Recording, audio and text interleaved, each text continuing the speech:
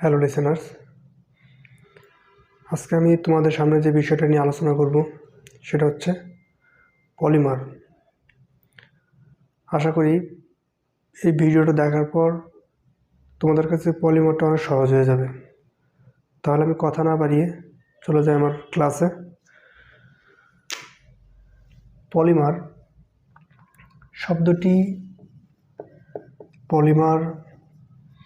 শব্দটি পলি এবং মেরোস নামে দুটি গ্রিক শব্দ থেকে এসেছে। এই পলি অর্থ হচ্ছে ম্যানি বা বহু, আর মেরোস মানে হচ্ছে পার্টস অর খণ্ড। অর্থাৎ যখন বহু খণ্ড একত্রিত হয়ে বা যুক্ত হয়ে একটা উচ্চ আণবিক ভর বিশিষ্ট একটা যৌগ তৈরি করবে, সেটা হচ্ছে পলিমার।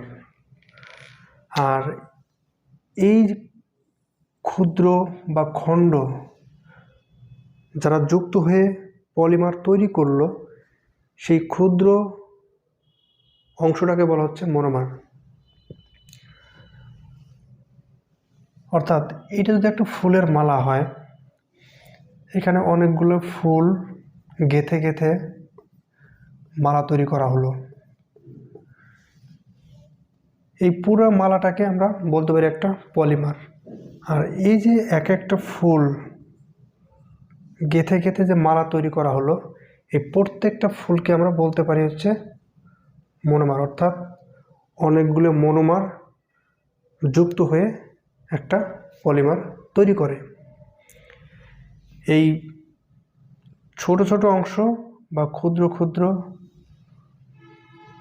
অংশটাকে বলা হচ্ছে মনোমার, আর এই বৃহৎ অংশটাকে বলা হচ্ছে পলিমার। আর যে প্রক্রিয়ার মাধ্যমে এই পলিমারগুলো তৈরি হয় সেটাকে বলা হচ্ছে পলিমারকরণ অথবা পলিমারাইজেশন। ঠিক আছে, এখন আমি যে বিষয়টা নিয়ে আলোচনা করব সেটা হচ্ছে পলিমারের ক্লাসিফিকেশন।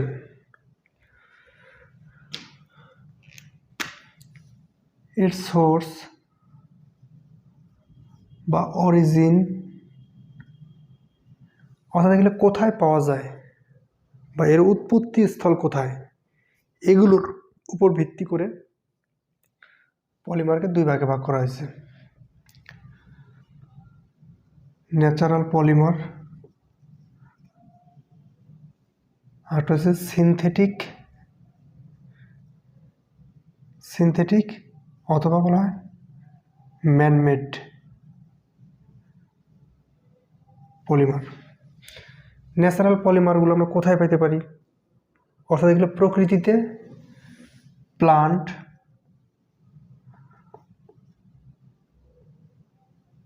অর্থাৎ গাছ এবং প্রাণীতে আমরা এগুলো পেতে পারি। তো ন্যাচারাল পলিমারের আমরা কিছু এক্সাম্পল দেখি।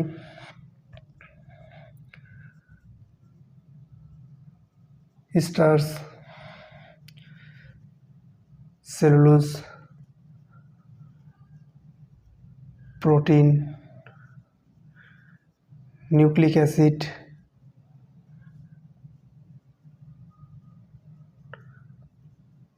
Natural rubber. এই স্টার্চ কীভাবে তৈরি হয়? আলফা গ্লুকোজ পলিমারাইজেশনের মাধ্যমে তৈরি হতেছে স্টার্চ। তৈরি হবে সেলুলোজ, এটা হচ্ছে বিটা গ্লুকোজ পলিমারাইজেশন করে তৈরি হয়েছিল সেলুলোজ। প্রোটিন আমরা জানি অ্যামাইনো অ্যাসিড পলিমারাইজেশনের মাধ্যমে তৈরি হয়েছিল প্রোটিন। নিউক্লিক অ্যাসিড নিউক্লিওটাইড পলিমারাইজেশনের মাধ্যমে তৈরি করেছিল নিউক্লিক অ্যাসিড। আমরা নিউক্লিক অ্যাসিডের নাম জানি হচ্ছে ডিএনএ, আরএনএ। ন্যাচারাল রাবার, এটা হচ্ছে আইসোপ্রিন,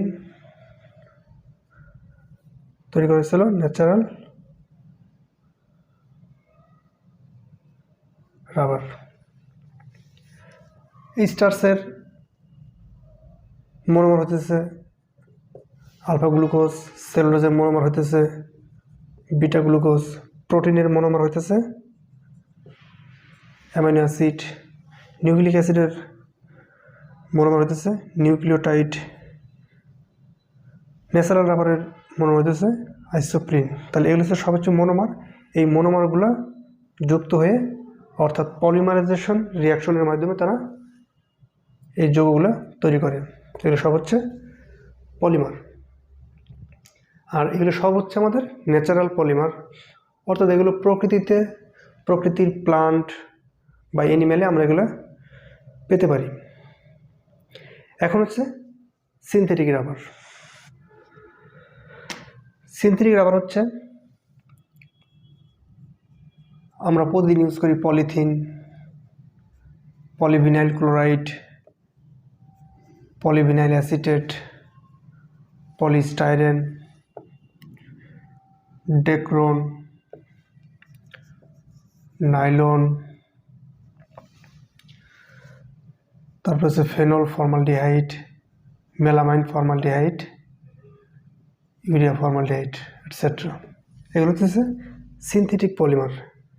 এগুলো সিনথেটিক বা ম্যানমেড পলিমার বলা হয়। কেন? কারণ এগুলো হচ্ছে মানুষ ল্যাবরেটরিতে বা বিভিন্ন কেমিক্যাল প্লান্টে তারা এগুলো তৈরি করে এবং এগুলো মানুষের দ্বারাই তৈরি হয়। এই জন্য এদেরকে বলা হয় সিনথেটিক বা ম্যানমেড পলিমার। এখন যে বিষয়টা হইতেছে, যেমন পলিথিনটা কীভাবে তৈরি করা হয়। পলিথিনটা হচ্ছে আমরা জানি ইথিন যখন পলিমারাইজেশন রিয়াকশন করে তখন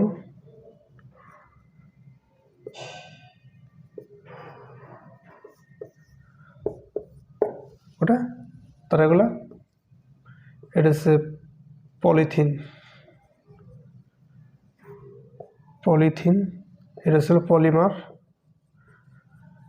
পলিমার। আর এটার ইথিন হইতেছে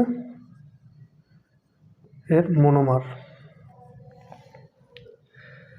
তো এভাবে পিভিসি এর মনোমার হচ্ছে ভিনাইল ক্লোরাইড। তারপর হচ্ছে পিভিএ অর্থাৎ পলিভিনাইল অ্যাসিটেট, এর মনোমার হচ্ছে ভিনাইল অ্যাসিটেট। তারপর পলিস্টাইরেন, এর মনোমার হচ্ছে স্টাইরেন ইত্যাদি সিনথেটিক পলিমার আমরা এগুলো তৈরি করতে পারি।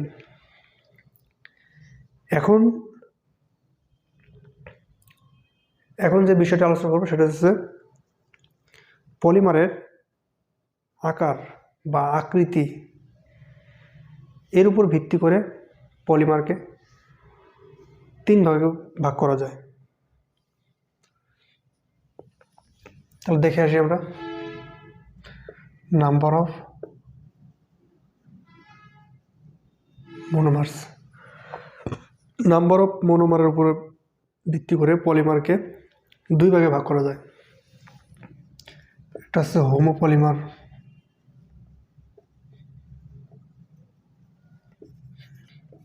একটা হচ্ছে কোপলিমার। অর্থাৎ হোমো বলতে বোঝা যাচ্ছে আমার সেম জিনিস, অর্থাৎ এখানে ওয়ান টাইপ মনোমার থাকবে। আর কোপলিমারে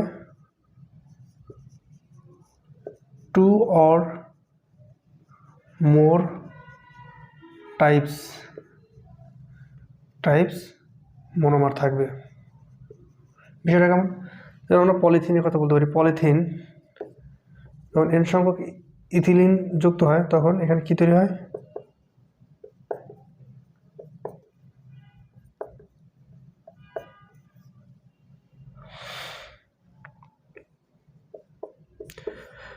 অর্থাৎ এখানে এই একটা ইথিলিন, এরা রিপিটিং হয়ে এরা যৌগ গঠন করতেছে। অর্থাৎ এখানে একটি মাত্র মনোমারই বারবার যুক্ত হয়ে পলিমার তৈরি করতেছে। এটা হচ্ছে হোমোপলিমার। আর কোপলিমারকে বলছি যে এটা two or different types monomer. যেমন আমরা একটু আগে দেখে আসলাম যে ফেনল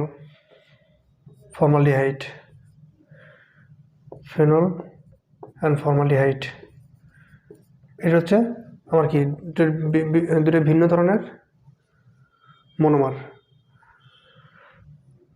তাহলে এটা আমরা দেখে আসলাম একটু আগে। এখন যে বিষয়টা নিয়ে আলোচনা করব সেটা হচ্ছে অন দ্য বেসিস অফ ট্রাকটিসিটি, অর্থাৎ ওরিয়েন্টেশন অফ সাইড চেইন। অর্থাৎ একটা সাইড চেইন তার অ্যারেঞ্জমেন্টের উপরে ভিত্তি করে